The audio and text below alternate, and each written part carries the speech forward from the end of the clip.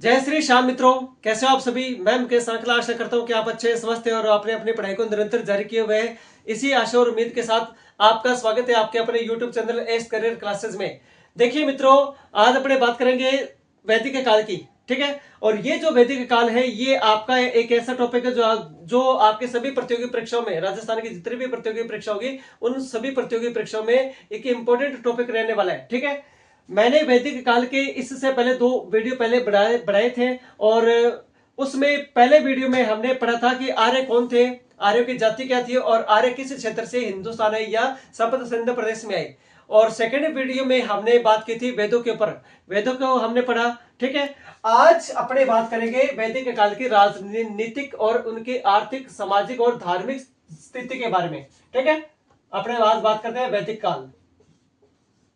वैदिक काल, वैदिक काल का समय था 1500 से लेकर 600 ईस्वी पूर्व तक का टाइमिंग वैदिक काल था। ठीक है, आज अपने बात करेंगे ऋग वैदिक काल की राजनीतिक स्थिति।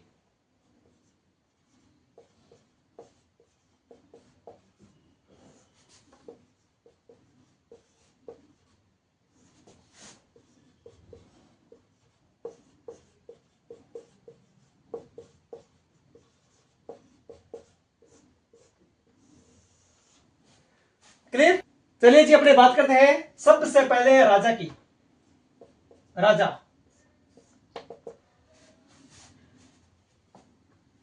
राजा इस काल में राजा का पद आनुवंशिक था। इस काल में राजा का पद आनुवंशिक था। राजा का पद आनुवंशिक था, आनुवंशिक था। ऋग्वेदिक काल का जो राजा था, राजा का पद आनुवंशिक था, लेकिन इस काल के राजा को कोई भी देवी अधिकार प्राप्त नहीं थे। लेकिन लेकिन इस काल के राजा के पास, इस काल के राजा के पास, राजा के पास कोई देवी अधिकार, देवी अधिकार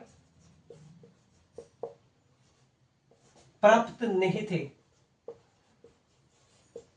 राजा युद्धों का नेतृत्व करते थे। राजा क्या करते थे? राजा इस काल में युद्ध का नेतृत्व करते थे। राजा युद्धों का नेतृत्व करता था, नेतृत्व करता था। ठीक है, इसीलिए ऋग्वेद काल का जो राजा था वो केवल युद्धों का स्वामी था, वो किसी स्थायी भूमि का स्वामी नहीं था। इसीलिए इसीलिए इस काल का राजा, इसीलिए इस काल का राजा युद्धों का स्वामी था, युद्धों का स्वामी था। वह किसी भौगोलिक क्षेत्र का, वह किसी स्थायी,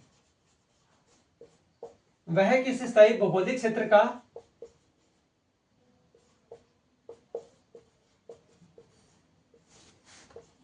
भौगोलिक क्षेत्र का स्वामी नहीं था, स्वामी नहीं था। ठीक है, ये इस काल के राजा के बारे में ऋग्वेद में हमें स्पष्ट रूप से जानकारी मिलती है। आगे अपने बात करते हैं। कहते हैं कि ऋग्वेद में राजा को अलग अलग नामों से जाना गया है। ऋग्वेद में राजा को राजन कहा गया है। ऋग्वेद में राजा को राजन। ठीक है, जनस्य गोप्ता, जनस्य गोप्ता। ठीक है,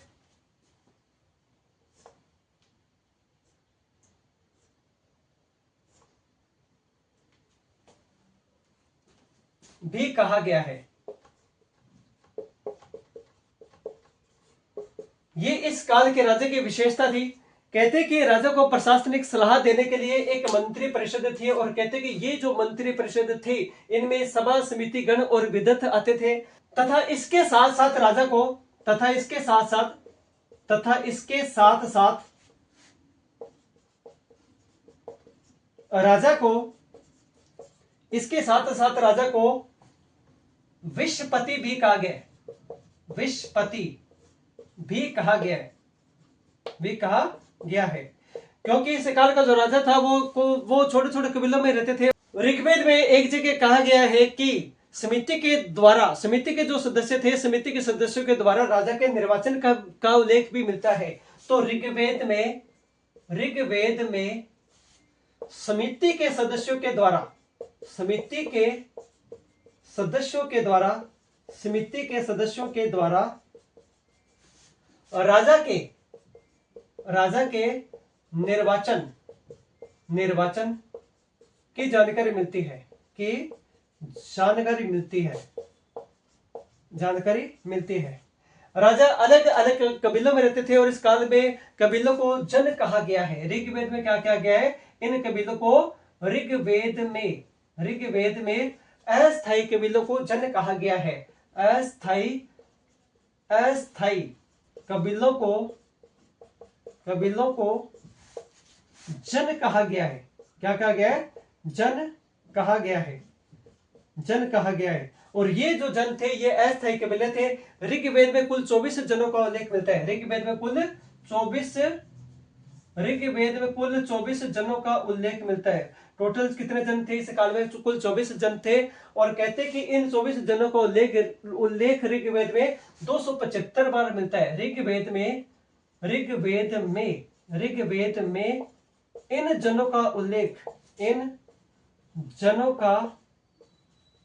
उल्लेख 275 बार मिलता है। अब राजा को प्रशासनिक सलाह देने के लिए अलग अलग समितियां थी। वो समितियां इस प्रकार है। सबसे पहले समिति थी प्रशासनिक समितियां।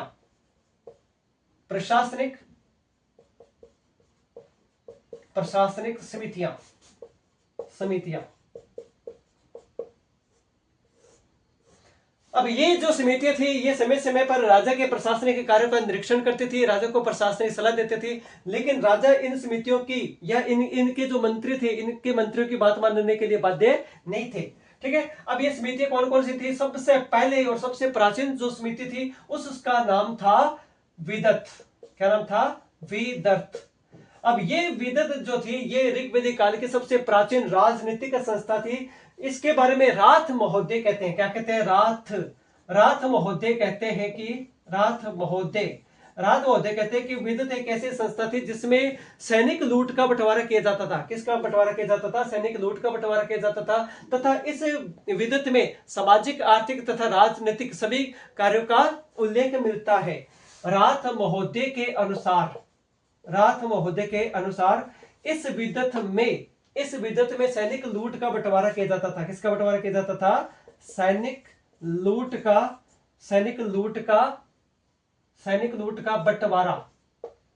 बंटवारा किया जाता था। तथा यह सामाजिक, आर्थिक व राजनीतिक कार्यों का संचालन करती थी। ऋग्वेद में विदत का उल्लेख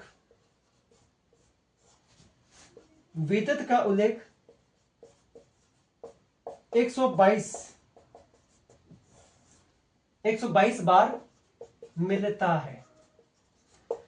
केवल ऋग्वेदिक काल में ही इस समिति का उल्लेख मिलता है। उत्तर वैदिक काल में हमें विदत का कहीं भी उल्लेख नहीं मिलता। ये बहुत इंपॉर्टेंट बात है, ये याद रखना। नेक्स्ट है सभा। विदत के बाद अगला जो प्रशासनिक विभाग था वो था सभा। ऋग्वेद में इस सभा शब्द का उल्लेख 8 बार मिलता है। कितने बार मिलता है? ऋग्वेद में सभा का उल्लेख 8 बार मिलता है। कितने बार मिलता है? 8 बार मिलता है।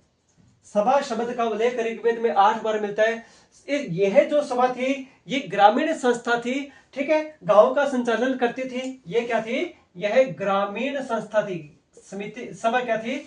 ग्रामीण संस्था थी, ठीक है।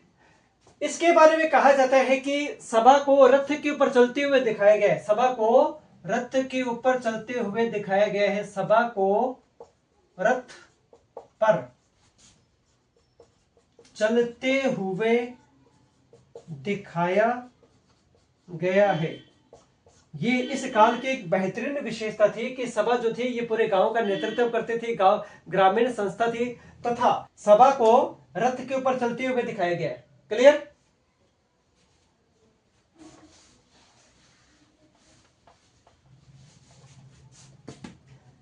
आगे ऋग्वेद ये कहता है कि जो सभा थी उस सभा को ऋग्वेद में नरिष्ठ भी कहा गया। सभा को ऋग्वेद में सभा को नरिष्ठ। अब इस नरिष्ठ शब्द का अर्थ क्या होता है? ऋग्वेद ये कहता है कि नरिष्ठ शब्द का अर्थ होता है बहुत से लोगों का प्रस्ताव जिसका उल्लंघन न किया जाए। अर्थात गांव में जो लोग इकट्ठे हो जाते थे और वो अपने जब विचार रखते थे उन विचारों का उल्लंघन नहीं किया जाता था, उसको ये क्या कहा गया है? नरिष्ठ। अर्थात ऋग्वेद में सभा को नरिष्ठ कहा गया है। और इसी ऋग्वेद में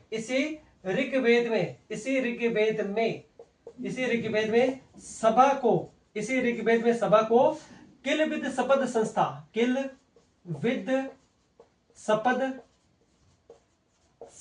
भी कहा गया है। किलविद सपद संस्था भी कहा गया है। अर्थात ये पापों का नाश करने वाली संस्था थी। अर्थात यह पापों का नाश करने वाली संस्था थी। अब कुछ ऐसे विद्वान जिन्होंने सभा के बारे में अपने अपने व्यू प्रस्तुत किए हैं उनके बारे में मैं आपको कह देता हूं। कहते हैं कि एक विद्वान थे लुडविंग। अब लुडविंग ये कहते हैं कि समिति एक राजनीतिक संस्था थी और सभा उसका अधिवेशन स्थान, ठीक है। हिलब्रेड ये कहते हैं कि सभा उच्चतर भवन था और जबकि समिति एक निम्नतर भवन था, ठीक है। ये बहुत इंपॉर्टेंट चीजें हैं जो मैं अब आपको नोट करवा देता हूं। इतिहासकार हिलब्रेड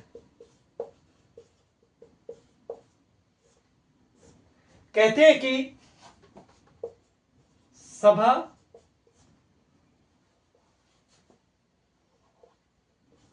उच्चतर व समिति निम्नतर भवन था।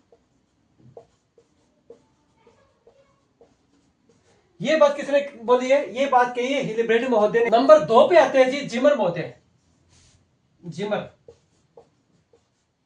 इतिहासकार जिमर कहते हैं कि सभा ग्रामीण संस्था थी जबकि समिति जो थी ये केंद्रीय राजनीतिक संस्था थी। जिमर क्या कहते हैं? ये कहते हैं कि सभा ये ग्रामीण संस्था थी। सभा ग्रामीण अर्थात गांव के लोगों की संस्था थी, ग्रामीण थी, जबकि समिति केंद्रीय राजनीतिक संस्था थी। केंद्रीय राजनीतिक संस्था थी। इनके बाद लुडविंग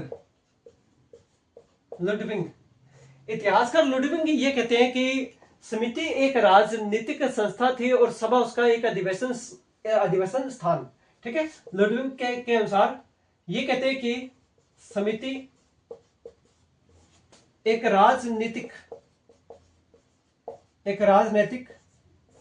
संस्था थी जबकि समिति उसका सभा उसका अधिवेशन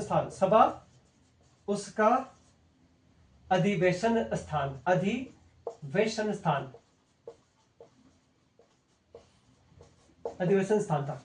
ये कुछ अलग अलग इतिहासकारों ने अपने व्यू प्रस्तुत किए हैं सभा और समिति के बारे में, ठीक है। सभा जो थी ये गांव का संचालन करती थी। ऋग्वेद में सभा का 8 बार उल्लेख मिलता है। इसको किलविद सपद संस्था भी कहा जाता है, इसको नरिष्ठ भी कहा जाता है। नरिष्ठ शब्द का होता है ऐसे बहुत सारे लोगों का प्रस्ताव जिसका उल्लंघन न किया जाए, अर्थात ये अनुल्लंघनीय संस्था थी, ठीक है। ये राजा को क्या देते थे? प्रशासनिक सलाह देती थी, पूरे गांव का संचालन करती थी। सभा को रथ के ऊपर चलते हुए दिखाया गया है, सभा को रथ के ऊपर चलते हुए दिखाया गया है। ठीक है, सभा के बाद नेक्स्ट जो आता है वो था आपका समिति। सभा के बाद नेक्स्ट जो संस्था थी उसका नाम क्या था? समिति थी। ऋग्वेद में इस समिति शब्द का उल्लेख 9 बार मिलता है। ऋग्वेद में समिति शब्द का उल्लेख 9 बार मिलता है। ठीक है, और ये जो समिति थी इसके बारे में कहा जाता है कि ये राजा की शक्तियों पर नियंत्रण रखती थी। ठीक है, और राजा का जब राज तिलक होता था या राज्यारोहण होता था तो इसमें भाग लेती थी। इनके साथ साथ कहते हैं कि कभी कभी समिति के जो सदस्य होते थे वो राजा का निर्वाचन भी करते थे। ठीक है, सभा हो गया, समिति हो गया। उसके बाद नेक्स्ट चौथा नंबर पे आता है जी आपका गण। अब ये भी प्रशासनिक एक संस्था थी। गण शब्द का उल्लेख ऋग्वेद में 46 बार मिलता है। गण शब्द का उल्लेख ऋग्वेद में गण शब्द का उल्लेख गण शब्द का उल्लेख 46 बार मिलता है। 46 बार मिलता है। अब आते हैं जी राजा को सलाह देने के लिए कुछ प्रशासनिक अधिकारी। नेक्स्ट पॉइंट पे आते हैं आपका प्रशासनिक अधिकारी।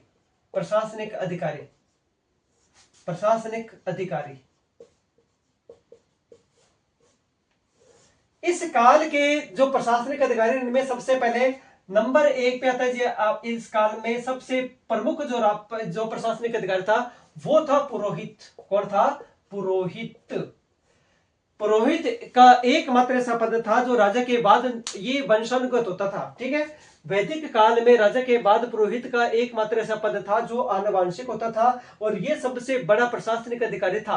पुरोहित जो थे ये इनके बारे में कहा जाता है कि ये राजा के साथ युद्धों का नेतृत्व करते थे, युद्धों का संचालन करते थे। ठीक है, बड़े बड़े यज्ञों का आयोजन करते थे। ये राजा के मित्र थे, राजा के सहयोगी थे। ठीक है, और राजा जो थे सबसे अधिक इन पुरोहित की बात मानता था। तो इस काल में सबसे प्रमुख अधिकारी, ऋग्वैदिक काल में सबसे प्रमुख अधिकारी कौन थे? पुरोहित। सबसे प्रमुख अधिकारी पुरोहित थे। ठीक है, अब पुरोहित के साथ साथ नेक्स्ट था सेनानी।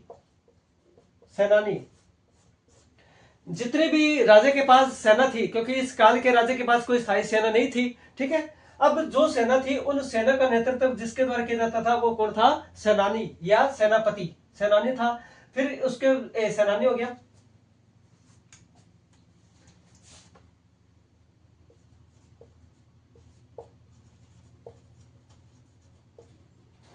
सपस नेक्स्ट है। अब सपस कौन थे? इस काल में गुप्तचरों को सपस कहा जाता था। इस काल के सभी प्रशासनिक अधिकारियों को ऋग्वेद में रत्निन कहा गया है। इनको क्या कहा गया है? प्रशासनिक अधिकारियों को। ऋग्वैदिक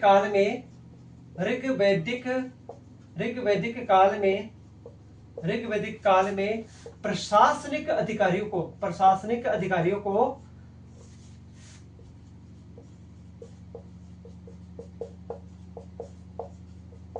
रत्निन कहा गया है।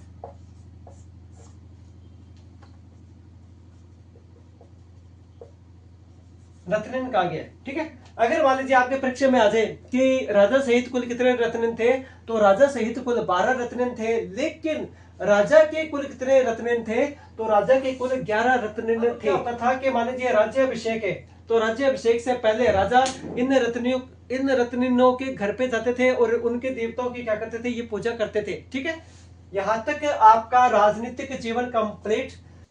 ऋग्वेद में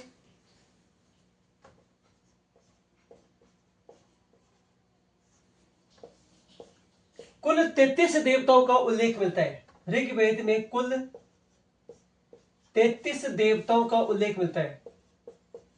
33 देवताओं का उल्लेख मिलता है।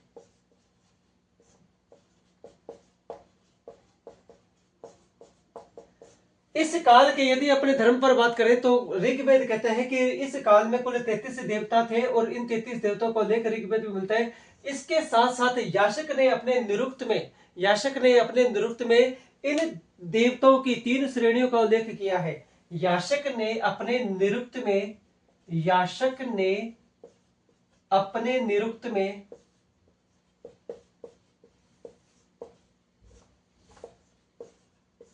इन देवताओं की 3 श्रेणियों का उल्लेख किया है। इन देवताओं की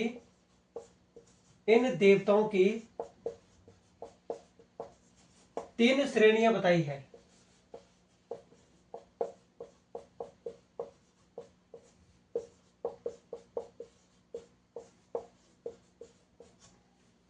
याशक ने अपने निरुक्त में इन देवताओं की 3 श्रेणियां बताई है। अब ये श्रेणी कौन कौन सी थी? इनमें नंबर 1 पर आता है जी अपने अंतरिक्ष के देवता। कौन से देवता? अंतरिक्ष के देवता। पहला है अंतरिक्ष के देवता। ये वे देवता थे जिनकी आवाज तो सुनाई देती थी, लेकिन ये देवता दिखाई नहीं देते थे। ये अंतरिक्ष के देवता थे। अब इनमें कौन कौन से देवता थे? पहला था रुद्र देवता। पहले कौन थे? रुद्र देवता। ठीक है। दूसरे पे थे इंद्र देवता। इंद्र देवता, पर्जन्य देवता तथा प्रजापति। ये अंतरिक्ष के देवता थे। इन देवताओं की केवल आवाज सुनाई देती थी, लेकिन ये देवता दिखाई नहीं देते थे। क्लियर? नंबर 2 पे आते हैं जी आकाश के देवता। आकाश के देवता। अब आकाश के जो देवता थे उनमें कौन कौन से देवता आते थे? आकाश के देवता में धो देवता। कौन से थे? धो देवता। ठीक है। धो के साथ साथ वरुण देवता। वरुण के साथ साथ थे विष्णु देवता। कौन से देवता थे? विष्णु। ये आकाश के देवता थे। आकाश के बाद अगले थे पृथ्वी के देवता। अब पृथ्वी के देवता में कौन कौन से देवता थे? इनमें थे सोम देवता। कौन से थे? सोम देवता। ठीक है। सोम के साथ साथ अग्नि देवता और अग्नि देवता के साथ साथ बृहस्पति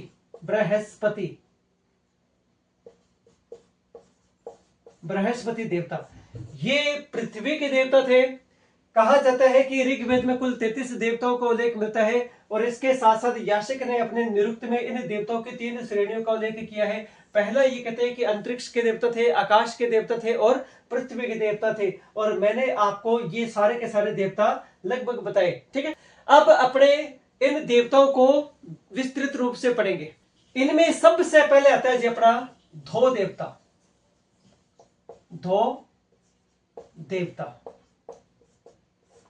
ये धो आर्यों के सबसे प्राचीन देवता थे। कहते हैं कि सभी देवों के इनको पिता कहा जाता है। धो आर्यों के सबसे प्राचीन देवता थे। ये धो आर्यों के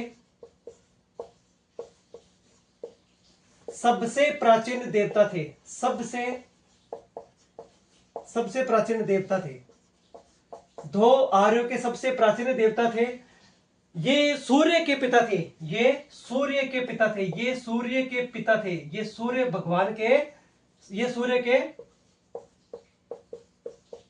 थे। इनके बारे में कहा जाता है कि धो तथा पृथ्वी के मिलन स्थान को रोदसी कहा गया है। ऋग्वेद में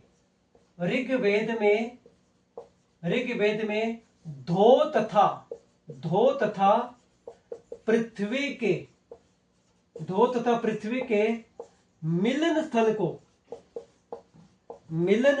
को रोदसी कहा गया है। रोदसी कहा गया है। यहां पर ये आपको याद रखना है कि ऋग्वेद में धो तथा पृथ्वी के मिलन स्थान को किस नाम से जाना गया है? तो धो तथा पृथ्वी के मिलन स्थान को ऋग्वेद में रोदसी कहा गया है। इसको क्या कहा गया है? रोदसी कहा गया है। धो आर्य के सबसे प्राचीन देवता थे। आर्य ने सबसे पहले इन्हीं की उपासना प्रारंभ की थी, और ये जो धो देवता थे ये किसके पिता थे? सूर्य देवता के पिता थे। क्लियर? धो के बाद अगले देवता थे इंद्र देवता। ऋग्वेद में सबसे अधिक उल्लेख इंद्र देवता का मिलता है। कहते हैं कि इंद्र आर्यों के सबसे प्रमुख और सबसे महत्वपूर्ण देवता थे। ऋग्वेद में इंद्र शब्द का उल्लेख 250 बार मिलता है। इन देवताओं को अलग अलग नामों से जाना गया है। कहते हैं कि इंद्र जो थे ये आंधी तूफान और वर्षा के देवता थे। ये युद्ध के देवता थे। आर्यों के सबसे प्रिय देवता थे। इंद्र देवता को ऋग्वेद में भारतीय जीसस कहा गया है। इनको भारतीय जीसस, इनको क्या कहा गया है? भारतीय जीसस। इंद्र देवता को भारतीय जीसस कहते हैं। इनको पुरंदर देवता भी कहा जाता है। इनको पुरंदर देवता अर्थात दुर्गों को तोड़ने वाला देवता, अर्थात दुर्गों को तोड़ने वाला देवता, दुर्गों को तोड़ने वाला देवता, दुर्गों को तोड़ने वाला देवता कहा गया। गायों का रक्षक देवता कहा गया। इनको गायों का रक्षक देवता, इनको गायों का रक्षक देवता। इनको व्रत हंता देवता कहा गया। इनको व्रत हंता देवता कहा गया। व्रत हंता। अब इनको व्रत हंता क्यों कहते हैं? कहा जाता है कि एक बार की बात है, व्रत नाम का एक दैत्य था और उस दैत्य ने पूरे के पूरे आकाश में आपको कैद कर लिया। आप का अर्थ होता है जल को, और कहते हैं कि उसने आपको कैद करके यानी कि पूरों का एक गढ़ बनाया, अर्थात दुर्गों जो बादल थे उनका एक गढ़ बनाया, और गढ़ बना के उसने सारे के सारे जल को क्या कर दिया? कैद कर दिया। तब कहते कि आर्यों ने इंद्र देवता का आह्वान किया, और इंद्र देवता का आह्वान करने के कारण इंद्र देवता ने कहते कि व्रत नामक दैत्य की हत्या करके आपको मुक्त करवाया, अर्थात जल को मुक्त करवाया। उसके बाद कहा जाता है कि वर्षा प्रारंभ हो गई थी, इसलिए इनको व्रत हंता देवता कहा जाता है। इनको तोनन देवता भी कहते हैं। इनको तोनन देवता भी कहा जाता है। मध्वा देवता भी कहते हैं। इनको क्या कहते हैं? मध्वा देवता। मध्वा अर्थात दानी, ये दानी देवता थे, इसलिए इनको मध्वा देवता कहा जाता है। इंद्र का रंग कैसा था? इंद्र का रंग भूरा था, और ये ऐरावत हाथी पर पूरे अंतरिक्ष में विचरण करते हैं। ठीक है। इनकी पत्नी का नाम इंद्राणी या सच्ची है। इनकी पत्नी का नाम क्या है? इंद्राणी या सच्ची है। तो कहते हैं कि इंद्र आर्य के सबसे प्रमुख देवता थे। ठीक है। ऋग्वेद में इंद्र को 250 सूक्त दिए गए हैं। क्लियर? 250 सूक्त दिए गए हैं, तथा ऋग्वेद का दूसरा मंडल इंद्र देवता को समर्पित है। ऋग्वेद का दूसरा मंडल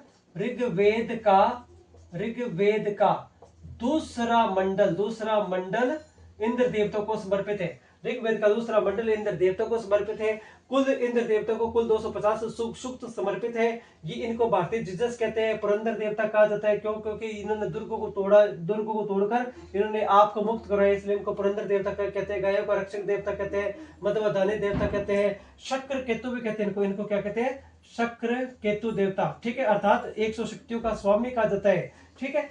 ये इनके प्रमुख नाम है। आर्यों के सबसे प्रमुख देवता थे। इनको 250 सूक्त समर्पित है। इंद्र के बाद अग्नि देवता आते हैं जी। अपने अग्नि देवता कौन से देवता है? अग्नि देवता। अग्नि को इंद्र का भाई माना गया है, और ऋग्वेद में इंद्र के बाद 200 सूक्त अग्नि देवता को समर्पित है। अग्नि देवता को मध्यस्थ देवता कहा जाता है, न्यायी देवता कहा जाता है, भारतिका अतिथि देवता भी कहा जाता है इनको। ठीक है। इनको अलग अलग नामों से जाना जाता है। कहते कि अग्नि को अतिथि देवता, इनको अतिथि देवता 1। नंबर 2, इनको न्यायी देवता, इनको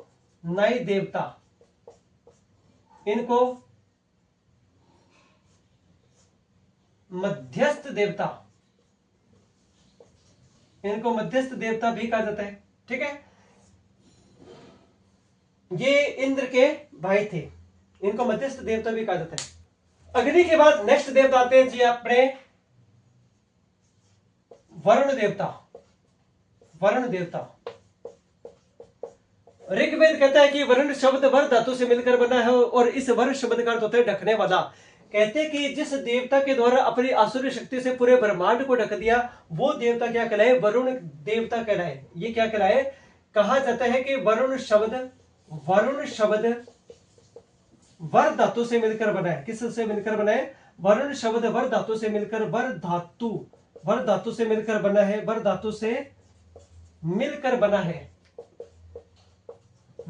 बना है। इस वर शब्द का अर्थ है ढकने वाला। इसका अर्थ है ढकने वाला।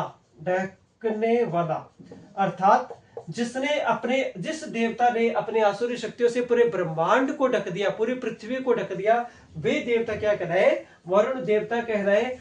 कहते कि ये इनको असुर देवता भी कहा जाता है, इनको असुर देवता भी कहा जाता है, इनको असुर देवता भी कहा जाता है। क्यों? क्योंकि इनमें आसुरी शक्तियां पाई जाती है। वरुण देवता के बारे में कहा जाता है कि जो व्यक्ति दुष्ट होता है ये उनको पासे से जकड़ लेते हैं, ये उनको क्या कर लेते हैं? पासे से जकड़ लेते हैं वरुण देवता। लेकिन जब वो अपने गलतियों को स्वीकार करते हैं तो ये उनको क्षमा भी कर देते हैं। ठीक है। अब इन देवता को, वरुण देवता को कहते हैं कि इनको ऋतवान व धृतवान, इनको ऋतवान तथा धृतवान देवता भी कहा जाता है। ऋग्वेद का 7वां मंडल वरुण देवताओं को समर्पित है। ऋग्वेद का 7वां मंडल किस देवता को समर्पित है? ऋग्वेद का 7वां मंडल वरुण देवता को समर्पित है।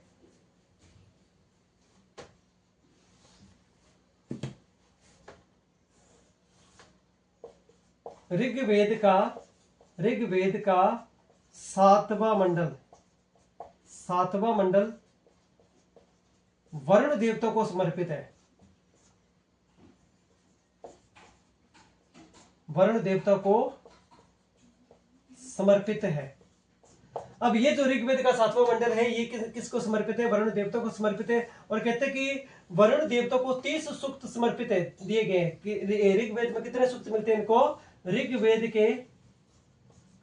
के 30 सूक्त वरुण देवता को समर्पित किए गए हैं। क्लियर? वरुण देवता को ईरानी धर्म ग्रंथ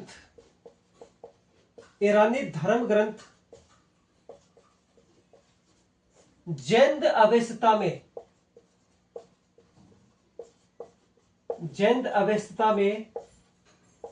आहूर मजदा, इस देवता को ईरानी धर्म ग्रंथ जैन अवस्था में अहूर मजदा देवता के समान माना गया है। तथा यूनान में इनको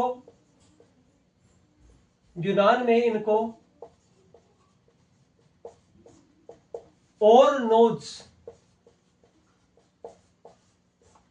देवता कहा गया है। इनको क्या कहा गया है? ओरनोज देवता कहा गया है। तो अब मैं थोड़ा सा इनके बारे में बता देता हूं, आपको दोबारा रिपीट कर देता हूं। कहते हैं कि वरुण शब्द वर धातु से मिलकर बना है और इस वरुण शब्द का अर्थ होता है ढकने वाला। जिसने आसुरी शक्तियों से पूरे ब्रह्मांड को ढक दिया वे वरुण देवता कहलाए। और कहते हैं कि ये जो वरुण देवता है ये भी आर्यों के एक प्रमुख देवता थे। ऋग्वेद का 7वां मंडल वरुण देवता को समर्पित है। ऋग्वेद के 30 सूक्त इन वरुण देवता को समर्पित है। तथा कहते हैं कि इनको ईरानी धर्म ग्रंथ जैन अवस्था में अहूर मजदा देवता के समान तथा यूनान में इनको ओरनोस देवता कहा गया है। क्लियर? फिर कहते हैं कि इनको ऋतवान और धृतवान देवता भी कहा जाता है। ये एक ऐसे देवता थे जिनको असुर देवता भी कहा जाता है। इनको क्या कहते हैं? असुर देवता भी कहा जाता है। क्लियर? वरुण देवता के बाद नेक्स्ट आते हैं जी सोम देवता। अगले देवता कौन से थे? सोम आर्यों के सफुर्ती के देवता है। ऋग्वेद का 9वां मंडल, ऋग्वेद का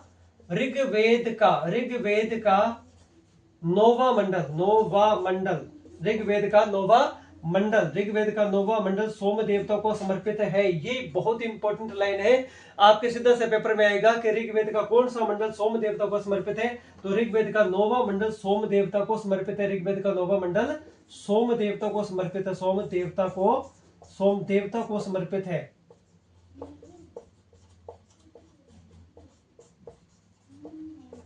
क्लियर? सोम देवता के बाद अगले देवता आते हैं सूर्य देवता। सूर्य देवता धो के पुत्र थे और कहते हैं कि ये भी सफुर्ती के देवता माने गए हैं। और इनका वाहन सफेद घोड़ा या गरुड़ है। इनका वाहन क्या है? सफेद घोड़ा या गरुड़ है इनका वाहन सफेद घोड़ा या गरुड़ है। इनके वाहन के बारे में पूछा जा सकता है कि सूर्य देवता का वाहन है। ठीक है, तो इनका वाहन कौन सा है? एक तो सफेद घोड़ा, दूसरा गरुड़। सूर्य के बाद अगले देवता थे अश्विनी देवता। अगले देवता कौन से थे? अश्विन देवता, अश्विन देवता। ये अश्विन जो थे ये जुड़वा देवता थे और कहते कि ये चिकित्सक देवता भी थे। ये क्या थे? ये चिकित्सक देवता भी थे, चिकित्सक देवता। ये ऋग्वेदिक काल में चिकित्सक देवता भी थे। इनके बारे में कहा जाता है कि इन्होंने एक व्यक्ति का ऑपरेट करके उनके लोहे की टांगे लगाई थी। ठीक है। इनके बाद नेक्स्ट देवता थे पुष्ण देवता। कौन से देवता थे? पुष्ण। ऋग्वेदिक काल में पुष्ण जो थे ये विवाह के देवता थे। ये किसके देवता थे? विवाह के देवता माने गए हैं। लेकिन उत्तर वैदिक काल में ये शूद्रों के देवता हो गए। ये किसके देवता हो गए? ये शूद्रों के देवता माने गए। तो इनके बारे में कहा जाता है कि ऋग्वेदिक काल में ये ऋग्वेदिक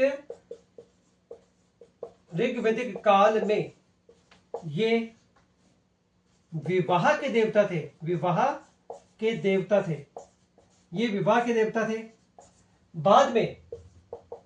बाद में ये पशुओं के देवता हो गए।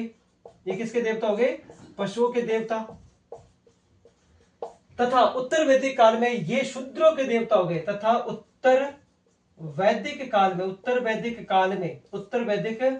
काल में ये शूद्रों के देवता हो गए। ये किसके देवता हो गए? ये शूद्रों के देवता। ये शूद्रों के देवता। यहाँ पर दो बातें याद रखनी है आपको। आपके पेपर में पूछा जा सकता है कि ऋग्वेदिक काल में विवाह का देवता माना गया है, तो विवाह के देवता कौन से थे? पुष्ण देवता थे। बाद में ये किसके देवता हो गए? ये पशुओं के देवता हो गए। और ऋग्वेदिक काल के अंत में या उत्तर वैदिक काल में ये शूद्रों के देवता हो गए थे। क्लियर? पुष्ण देवता के बाद नेक्स्ट आते हैं अपने विष्णु देवता। कौन से देवता थे? विष्णु देवता। ये अंतरिक्ष के देवता थे और कहते कि विष्णु जो थे इनको ऋग्वेदिक काल में ऋग्वेद में इनको त्रिविक्रम देवता कहा गया। इनको त्रिविक्रम देवता भी कहा जाता है। ऋग्वेदिक काल में इनको त्रिविक्रम देवता कहा गया है। इनके कुल 3 टांगे थी। इनके त्रिविक्रम देवता, इनको देवता भी कहा गया है। इनके कुल 3 टांगे थी। इनके कुल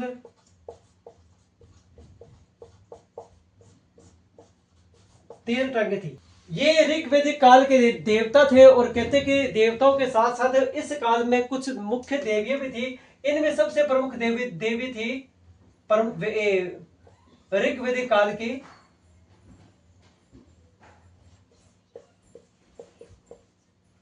ऋग्वेदिक कालीन देवियां। अब इस काल में कौन कौन सी प्रमुख देवियां थी? नंबर 1 पे आती है जी अदिति देवी।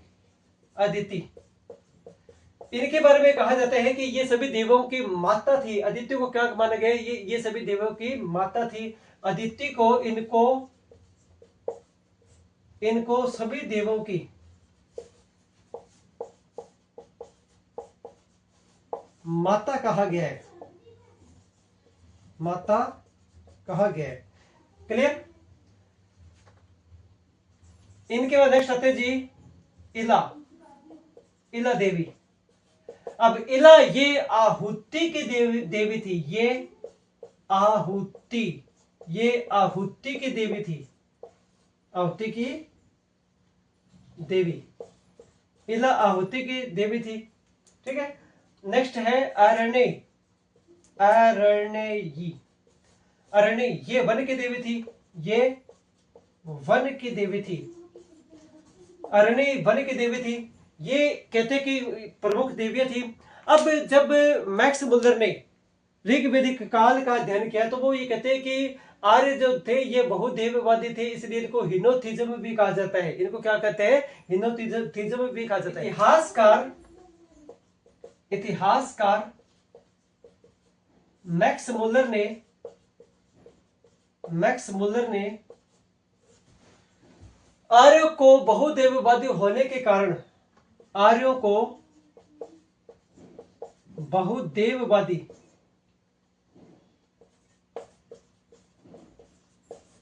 होने के कारण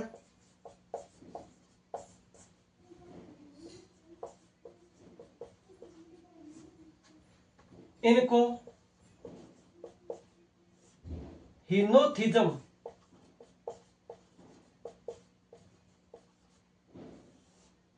कहा है। इनको क्या कहा है? हिनोथिज्म कहा है। आज की अपनी क्लास केवल यहीं तक। मैंने अपनी तरफ से ऋग्वेदिक काल की धार्मिक स्थिति को बिल्कुल आसान भाषा में पढ़ाने का प्रयास किया है और मुझे आशा है कि आपको मेरी ये वीडियो बहुत अच्छी लगी है।